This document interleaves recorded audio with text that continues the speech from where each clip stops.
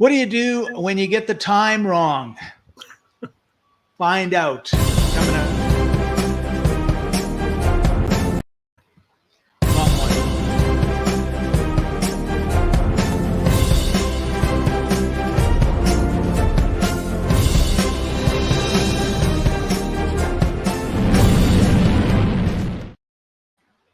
All right, I'm Scott, your host. This is Books Cafe, and Chaffee-Thanh Nguyen, you are our co-host, our co-hostess with the mostest. No, that's not right. They're co-host with the most.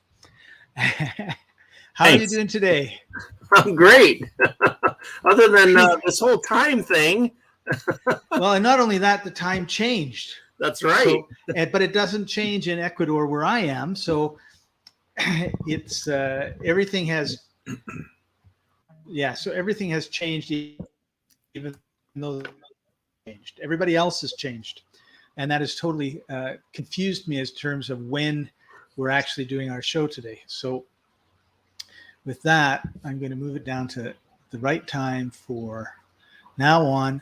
It's 5:30 Eastern Standard Time is when we normally start, and today we're starting earlier because our platform and Facebook say they're going to delete us if we don't start when we say we're going to start instead of a half an hour later than when we scheduled. So having got all that out, we like to talk about books, and we always want to remind people to check out our sponsor, free-ebooks.net.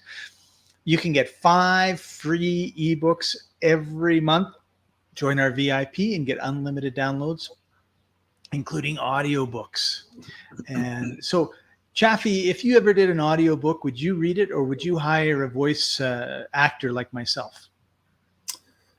Well, you know, let me put my attorney hat on and say it depends. So the majority of books that you don't write because you hire somebody else to write for you should be I would hire somebody else to do it because it's faster. That said, if it's something that I personally wrote that represents me or my brand, it's like my book, my branding book, then that's something that I would read. And that's what I would say on a very rare or smaller occasion, because most of the books that I would recommend doing, I would get other people to write to do. And, depending on, doesn't that defeat the whole purpose of being an author? No. Well, if you think about it, let's what you're saying is, like, we've got Thanksgiving coming up in a few weeks, right? Yes. So what you're saying is, if it was me making Thanksgiving dinner doing what I just told you about with the books, that would be the same as me raising the turkeys, growing the potatoes, growing the corn and the potatoes, actually making the plates and the glasses, going to a winery and raising my own grapes and then stomping them with my feet and making my own wine. Whereas what you say is you just go to the store, buy everything, put it in the oven, cook it, and you're done. Well, if you can do everything that you just said, which is raising and doing all that kind of stuff, power to you, because that ain't for me. So, and yes, if you think about it, though, like, think about all the books of, like, the past presidents and all the famous celebrities. They're not really authors, right? Even like sports people, like, basketball players and football players, they don't really write their own books. All of their books are either co-written or ghost-written by somebody else. They're just the face, and they might tell some stories, only somebody else is actually taking those stories and putting them into chapters and books and stuff. So they don't really do anything, right? And so most of the books are probably going to be, or could be, that way if you really wanted to. Right. So, it's an interesting. I was going to say the exception is if you're like a Stephen King or like a science fiction author or something, where you're writing a whole series of books, and that's you, right? That's your the Harry Potter book series, right? I mean, she wrote those. But books. Stephen King, he outsources his writing now. He does comes up with, now. Now, in the beginning, he didn't. Yeah, no, it's not how he started. He's a freak show, by the way. His mind is crazy. It's like the stuff he comes up with. It's like, holy mackerel. Yeah, like that clown in the gutter is really scary. So what you're saying is that there's two ways to write a book: the easy way and the hard way. And everybody teaches the hard way, which is sit in front of your computer, a romantic way, right? You sit in front of your computer, you've got the wood fire going on, you're in the log cabin in the middle of the wilderness all by yourself. No wonder people write such good horror stories. Well, I would say, Scott, that's actually the traditional way of writing a book, right? That's the way that for centuries people have written books, which is they're the author. They sit down and they, on their typewriter, right? Because they didn't have computers back in the day, sit down and I learned actually to type on a typewriter too. And so you have this vision of an author with this stack of empty papers.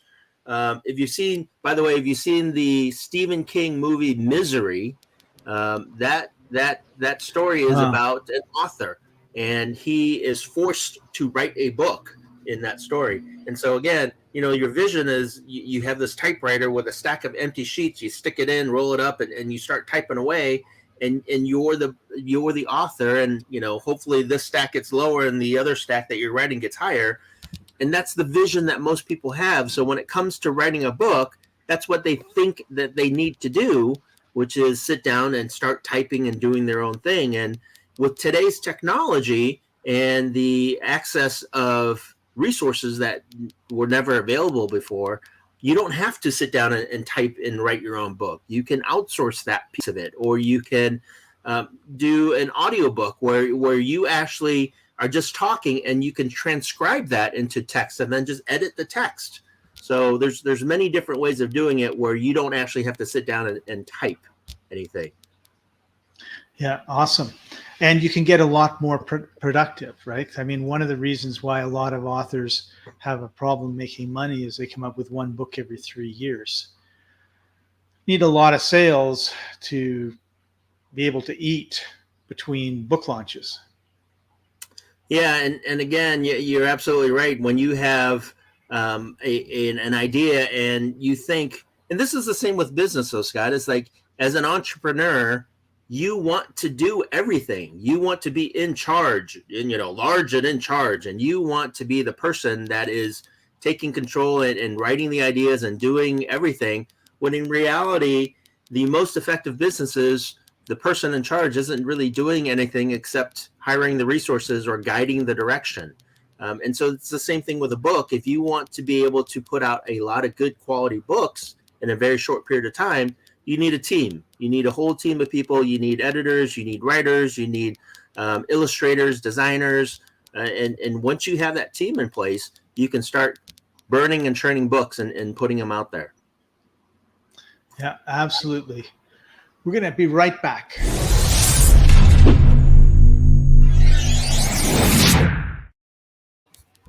And we're back. Woohoo! Thank you for your commercial break. It was quick. Did you bring your Halloween book? We're just a couple weeks past Halloween. You're working on a Christmas book, but you have a Halloween book done. Ooh, so how does that look? It looks good. Like, what an original title, Halloween. Can you read that? Treats are better than tricks. That's right. Beautiful design cover and everything. By the way, this is our ghostwriter name, Christine K. Fields. That's not my name, by the way. My name is on the box over here. So, so this is our little Halloween book, and I'm just going to flip through a few pages that we put together. We wrote the story, my partner and I that did this, and you wrote it. We wrote the original part of this. And now this one, we actually went through and wrote as we were writing down the idea of it. We ended up writing it. So cool. So you're an accidental author, is what you're telling me. Yes, because we usually use our ghostwriter from England to do a lot of this. And in this instance, because we wanted to get it out faster and we were on a flow, we actually ended up writing everything ourselves. And we also added at the very end of the book, which we haven't done with some other books, because this is kind of like a special edition, like a little Halloween, games and searches and prizes. So obviously it's geared towards kids. So we wanted a little fun in there for the kids as well. So But that book came about. It took us, I'd say, a little over a month because we kind of drug our feet a little bit to put that book together. Only it came through really quickly. So you're turning the whole author thing upside down, right? Like you just said, it just took you a month. It should have taken you like a year and a half. Because you should have been sitting there with writer's block and trying to figure out, how to type and, and is this, and have, the dark night of the soul. Like, am I really an author? Can this really work? What am I doing here? What does my life mean? And you didn't do any of that. No, I didn't. What I can say though is that, when we were figuring this out, our first book did take us about a year and a half. Only this is our 13th book. Yes, 13th for Halloween. Right? Yeah. And so that one took us, like I said, about a month and a half. And we really could have finished it sooner if we wanted to, only, we got it out on time for Halloween. It has its own time. Yeah, and so, it has its own time. Right. And I think that's another important part of this, right? Is the more you do something, the better you get at it, and of course you've systemized it as well. But now, Scott, I will show another book that I co-wrote or wrote and edited, which is a book you have, Private Money and You, and I am actually on this as an author. I don't know if you can see that. There's my name right there. Yeah. Yeah. Okay. So I'm on this as an author, and as you can see, it's a fairly thick book, right? With if I can turn the pages, no pictures. Pages. There are a handful of pictures, only it's mostly text. Okay, it is almost 300 pages. It's actually 277 pages, from cover to cover, and this book actually took about a month, and because you were around when I was commissioned to edit this or write this book. So. Well, that's really kind of a funny thing because you were told it's all done, just edit it, and then you started reading it and you just rewrote it. Yeah, it was not all done. So, but that book, if you talk about the beginning, like you said, it was a month, right? But if you talk about the beginning point of when the decision was made to write the book, to when it was actually published, it was more like 5 years, wasn't it? Well, I take that back. I shared with you the wrong book. This is the book that we're talking about. This is the book that I ended up editing that took 5 years, right? Oh, okay. So this book, the author of this, our fellow friend Jay, if you're watching, started about 5 years ago. Yeah. So Jay had this idea about 5 years ago of writing a book, and he had actually hired some people. I think I was actually the fourth person as the editor, and I went through and discovered that it was not edited in any real form or fashion. So I had to go through and rewrite the whole thing, and this was actually done in about a month as well. From when you decided to start, right? This book was actually written in a month. Okay. So I wrote this book. I edited this book, which when I said I edited, I rewrote this book. So isn't that what editors really do? Well, editors usually edit. That was not an edit. So what is the difference between the two books? I just want to clarify is that I actually sat down and typed about 150 plus pages of this book, right? So this was the author in the cabin, me typing on a laptop.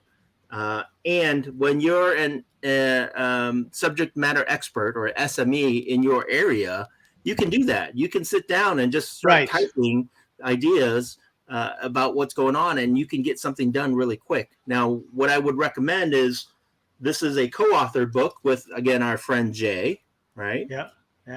And, for his portion of the book, his wasn't typed. His was, had a presentation, and we took that presentation and converted that into a transcript and then edited the transcript. So this is a combo of, using some technology, which is voice recognition, transcribing it into a transcript, editing the transcript, as well as me traditionally typing a book. Okay, so again, for Jay to sit down and type, one, he would never do it because he's so freaking busy. He doesn't sit down and just type. Right, right. And two, it's time consideration is a big key, right? Like, how do you get what you need done, and then do I actually need to do most of it, correct. Or can I, So you got to ask yourself. The reason that I sat down and typed about 150 pages or half the book was because I enjoy writing. That's something that I've always done since I was a teenager. I enjoy sitting down and typing and writing. And most people, I would say, do not enjoy it.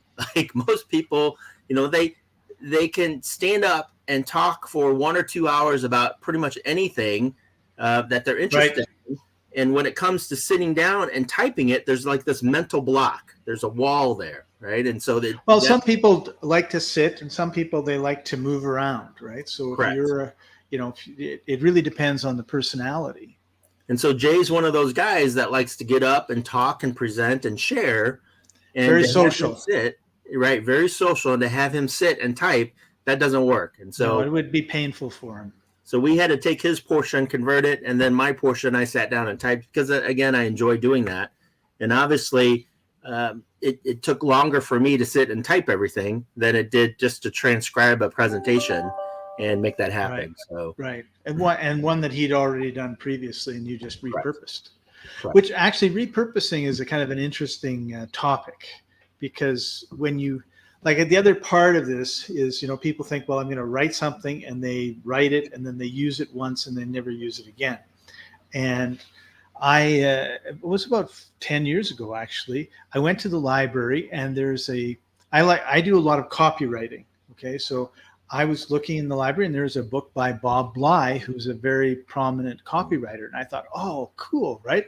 And the book was like 20 years old, right? It was beat up and everything else. So I take it and I'm starting to read it. Around the same time, the copywriting people that I follow, AWAI, came out with a product, and part of it had a talk by Bob Bly. So I said, okay, great. So I'm driving around. I've got the CD in my car. I'm listening to the CD. I've got this book by Bob, and I'm thinking, yeah, he's got a website. I should go to the website. And he had a blog, and he had all these articles on this blog. So I printed them off. And so sometimes I would go someplace with the paper and I would just read his blog. Sometimes I'd take the book. Some driving, I'd be listening. And after a while, it's like, I heard this before, or I read this before. I recognize this. Where did I? And then I realized that everything that was in his book was broken down into blog posts on his site, and then he read them all and turned it into a CD. And this is over 20 years, right? I don't know when he did the blog posts, but I know the CD was supposed to be new, and I know the book was 20 years old. And, we don't often think about organizing what we do and then repeating it, because we have generational changes, right? Like someone who read your book, 10 years ago, well, let's say your children's books when they were kids, when they grow up, they'll go into the store, they'll see them, they'll buy them for their kids, right? And it just gets used over and over because the book's not going to survive, from when you're a kid to when you have kids. I have an example of exactly what you're talking about, though, Scott, by the way, I think. Well, if you have an example, Chaffee, could you share it? Why don't I share it to you? Wait. Before you share it, you have just this one thing. Okay. Like, share, and subscribe. Yes. Okay. And by the way, if you have any comments or questions, make sure you put it in the chat, and we'd love for you to answer any questions that you might have. So this, by the way, was my first book I wrote back in 2012. So this is almost a 10-year-old book that I wrote. Wow. And this actually book took 2 weeks. And it took 2 weeks because in the 2 weeks that it took to write it, I had a live event that I was putting on marketing. So I'm like, well, we can use a book as marketing. So why don't I go ahead and write a book and use that as a live example in my 3-day marketing class that I was teaching, right? So, right. And what I ended up doing, if you read this book, let me pull this content table. Here's the table of contents. I don't know if you can see that. Okay. There you go. Yeah. So Can't the read table it, of but go ahead. contents is broken up into how many chapters there? Somewhere, I got 17 chapters. I think it was like 20, a total of 26 chapters. Okay. Well, what happened was that I wanted to promote my marketing event, and I wanted to share marketing tips and strategies. And so I actually wrote 20 emails and put it into what we call an autoresponder. So if you joined my marketing list every single day or every single week, you would get a series of emails, and you would get 20 emails. What 20 emails did you get? Well, you got these 20 emails, the first 20 emails, right? And each email was about, let's see, depending on the email here. So here's chapter 4, that starts chapter 4. This is the beginning of the email, right? And so chapter 4 is only 2 pages long, right? Because that's how long the email was. And obviously I took out, any websites or anything. So I took the content of the email and I put it into this book. And then obviously I added an extra 6 chapters, which is 6 more tips. Only each chapter is a tip on marketing. It's a marketing strategy or marketing tip. So this is in an autoresponder. You can wait over the course of about a month or 2 to get everything, or you can buy the book and get everything at one time. And so not only do I have each chapter as an email, I've taken some of those chapters and converted those into blogs. And so now I wrote an email with the content. I took those emails, put them together, made a book, and then I also slightly edited it and made them into blog posts and put them on my website. So that's how you're saying, as you said, Scott, reusing content, reusing data over and over again. I only had to write it one time. Neat. All right. So this brings us to, we're getting low on time now. This brings us to a special segment that we've got, and it is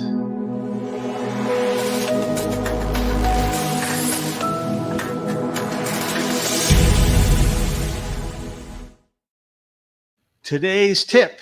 And of course, Chaffee and I, as usual, have not discussed anything like this, and I've just thrown this at him. But what would be today's tip for authors, Chaffee? Today's tip for authors. So I believe in the past tips, we've said, just get started, just get going. Today's tip for me, though, is really, depending on the kind of book that you want, depending on the kind of book that you want to write, make sure that you structure it and organize it first. So I'm very analytical. I'm very structured and organized. And so for me, instead of just sitting down and starting to type and then hoping everything comes together, one of the first things I do is I come up with the concept, with the idea. Once I have the idea, I chunk it down. I do what we call chunking it down and break it down into its smaller parts.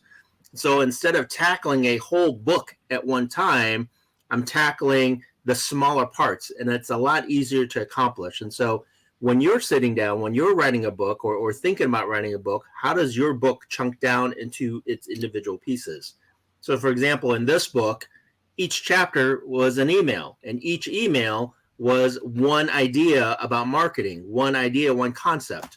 And so how do you break yours down? And so now I can just tackle that one idea and then tie it together versus tackling this whole big project, a whole big book. So I guess the tip in a nutshell is chunk it down, right? Chunk it down. That's a good one. I like that. My tip would be get in a writer's group and get into a place where you can bounce ideas off of other writers, where you can get support. Hopefully they don't tell you that you're a terrible writer or anything like that. If they do, go find another group. But I think one of the things that really helps people is being part of a community. We can be an online community. There's lots of Facebook, I'm sure, writers groups. Go to free-ebooks.net. We happen to have a Facebook group. I mean, you could join.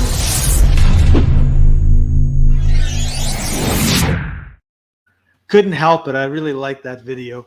And but even better, now that things are sort of loosening up a bit and people are moving around, is go to the local library, see if they've got a writers group, or if you can get together in a coffee shop once a month, once a week, whatever it is. I think that you'll really find that inspiring, and and then actually do the work.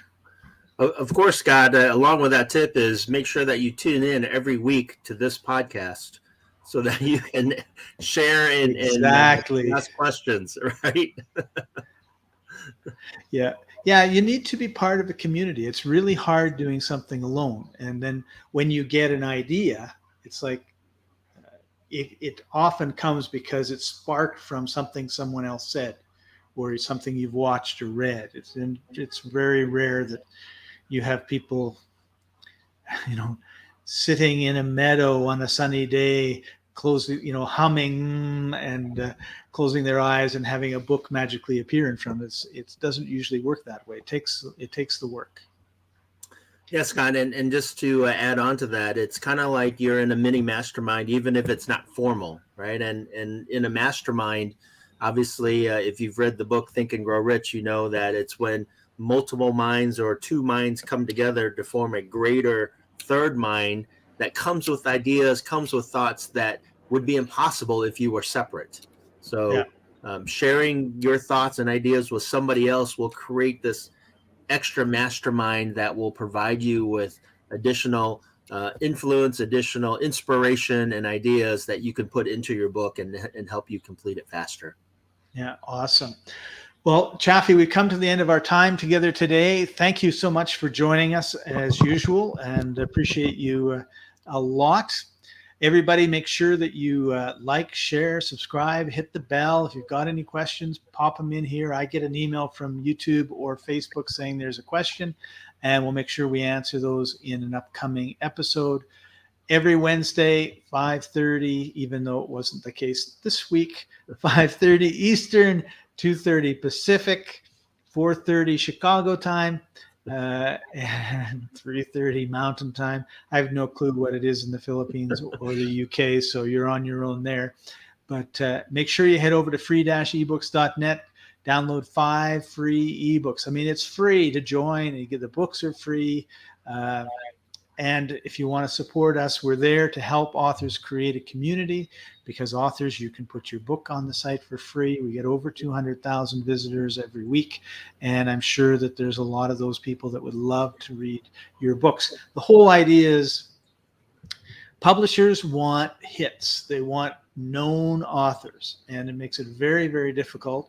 On the other side, there's an awful lot of self-publishing going on as well. So and then there's readers that are tired of reading, Stephen King. They want to read horror by somebody else that has a different feel and everything, and they can't get it necessarily at Chapters. So head over to free-ebooks. We've got textbooks, we've got romance books, we've got fiction books, we've got nonfiction books, we've got nursery rhymes, we've got children's books, and it goes on and on and on. There's over 40,000 books in our catalog, and it's growing all the time. So thanks for joining us, everybody, and we'll see you next week.